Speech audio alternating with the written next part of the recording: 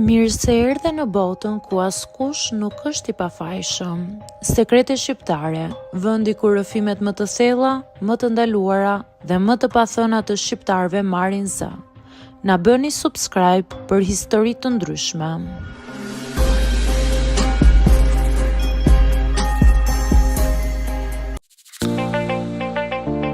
Momente në jetë që nuk zgjasin shumë, por të mbeten gjatë në mendje. Jo sepse ishin dramatike, por sepse të gjejnë të papërgatitur dhe të zhveshin nga çdo mbrojtje. Një prej tyre më ka ndodhur në shtëpinë e prindërve të mi, në dhomën time, në një moshë kur ende po mësoja çfarë do të thoshte privatësia. Isha mbyllur në dhomë duke menduar se dera ishte me një kufi të qartë. Për mua ishte një hapësirë personale, një vend ku mund të isha vetëm me mendimet e mia, pa u ndjerë e vëzhguar. Nuk po bëja ndonjë gjë të keqe, isha thjesht në një moment personal duke shijuar veten time. Diçka që nuk do ta ndash me dikë tjetër. Trokitja nuk erdhi dhe dera u hap. Në ato pak sekonda gjithçka u bë e rënd. Heshtja, sytë e prindërve, mënyra si u ndalën në prag pa ditur çfarë të thoshin. Unë ndjeva e ekspozuar, jo fizikisht, por emocionalisht, sikur dikush të kishte hyrë pa leje në mendjen time. Askush nuk bërtiti, askush nuk bëri skena, dhe ndoshta kjo ishte pjesa më e vështirë, sepse kur nuk ka fjalë mbetet vetëm turpi. Ata mbyllën derën ngadalë dhe u larguan. Unë mbeta aty e ulur me një ndjesi që nuk e kisha provuar kurrë më parë. Përzierje sikleti, frikë dhe një lloj faji që nuk e kuptoja pse ekzistonte. Ditët që pasuan ishin të çuditshme. Prindrit silleshin normalisht, ndoshta pak më të rezervuar. Unë bëhesha më e heshtur, askush nuk e përmendi atë që kishte ndodhur, por ajo heshtje fliste më shumë se çdo bisedë e vështirë.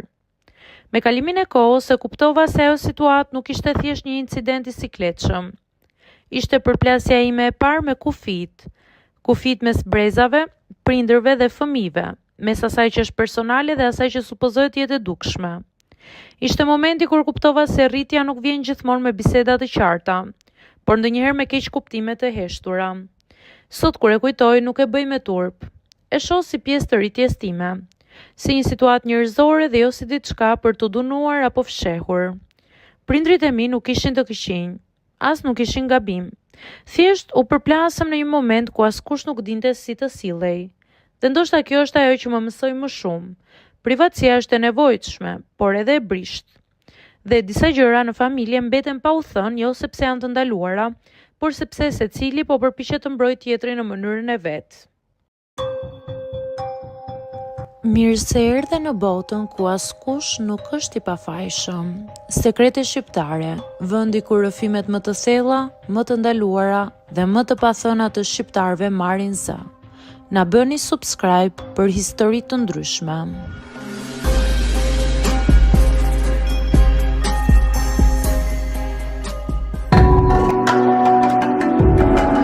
Momente në jetë që nuk zgjasin shumë, por të mbeten gjatë në mendje. Jo sepse ishin dramatike, por sepse të gjejnë të papërgatitur dhe të zhveshin nga çdo mbrojtje. Një prej tyre më ka ndodhur në shtëpinë e prindërve të mi, në dhomën time, në një moshë kur ende po mësoja çfarë do të thoshte privatësia. Isha mbyllur në dhomë duke menduar se dera ishte me një kufi të qartë. Për mua ishte një hapësirë personale, një vend ku mund të isha vetëm me mendimet e mia, pa u ndjerë e vëzhguar. Nuk po bëja ndonjë gjë të keqe, isha thjesht në një moment personal duke shijuar veten time. Diçka që nuk do ta ndash me dikë tjetër. Trokitja nuk erdhi dhe dera u hap. Në ato pak sekonda gjithçka u bë e rënd. Heshtja, sytë e prindërve, mënyra si u ndalën në prag pa ditur çfarë të thoshin. Unë ndjeva e ekspozuar, jo fizikisht, por emocionalisht, sikur dikush të kishte hyrë pa leje në mendjen time. Askush nuk bërtiti, askush nuk bëri skena, dhe ndoshta kjo ishte pjesa më e vështirë, sepse kur nuk ka fjalë mbetet vetëm turpi. Ata mbyllën derën ngadalë dhe u larguan. Unë mbeta aty e ulur me një ndjesi që nuk e kisha provuar kurrë më parë. Përzierje sikleti, frikë dhe një lloj faji që nuk e kuptoja pse ekzistonte. Ditët që pasuan ishin të çuditshme. Prindrit silleshin normalisht, ndoshta pak më të rezervuar. Unë bëhesha më e heshtur, askush nuk e përmendi atë që kishte ndodhur, por ajo heshtje fliste më shumë se çdo bisedë e vështirë.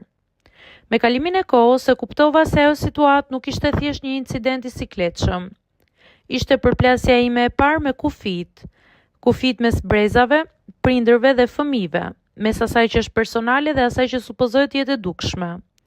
Ishte momenti kur kuptova se rritja nuk vjen gjithmonë me biseda të qarta, por ndonjëherë me keq kuptime të heshtura. Sot kur e kujtoj nuk e bëj me turp. E shoh si pjesë të rritjes time, si një situatë njerëzore dhe jo si diçka për të dënuar apo fshehur. Prindrit e mi nuk ishin të këqinj, as nuk ishin gabim. Thjesht u përplasëm në një moment ku askush nuk dinte si të sillej. Dhe ndoshta kjo është ajo që më mësoi më shumë. Privatësia është e nevojshme, por edhe e brisht. Dhe disa gjëra në familje mbeten pa u thënë, jo sepse janë të ndaluara, por sepse secili po përpiqet të mbrojë tjetrin në mënyrën e vet. Mirë se erdhe në botën ku askush nuk është i pafajshëm. Sekrete shqiptare, vendi ku rrëfimet më të thella, më të ndaluara dhe më të pathëna të shqiptarëve marrin zë. Na bëni subscribe për histori të ndryshme.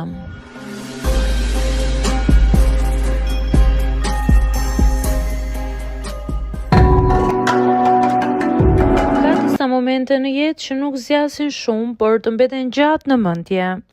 Jo sepse ishin dramatike, por sepse të gjejnë të papërgatitur dhe të zhveshin nga çdo mbrojtje. Një prej tyre më ka ndodhur në shtëpinë e prindërve të mi, në dhomën time, në një moshë kur ende po mësoja çfarë do të thoshte privatësia. Isha mbyllur në dhomë duke menduar se dera ishte me një kufi të qartë. Për mua ishte një hapësirë personale, një vend ku mund të isha vetëm me mendimet e mia, pa u ndjerë e vëzhguar. Nuk po bëja ndonjë gjë të keqe, isha thjesht në një moment personal duke shijuar veten time. Diçka që nuk do ta ndash me dikë tjetër. Trokitja nuk erdhi dhe dera u hap. Në ato pak sekonda gjithçka u bë e rënd. Heshtja, sytë e prindërve, mënyra si u ndalën në prag pa ditur çfarë të thoshin. Unë ndjeva e ekspozuar, jo fizikisht, por emocionalisht, sikur dikush të kishte hyrë pa leje në mendjen time. Askush nuk bërtiti, askush nuk bëri skena, dhe ndoshta kjo ishte pjesa më e vështirë, sepse kur nuk ka fjalë mbetet vetëm turpi. Ata mbyllën derën ngadalë dhe u larguan. Unë mbeta aty e ulur me një ndjesi që nuk e kisha provuar kurrë më parë. Përzierje sikleti, frikë dhe një lloj faji që nuk e kuptoja pse ekzistonte.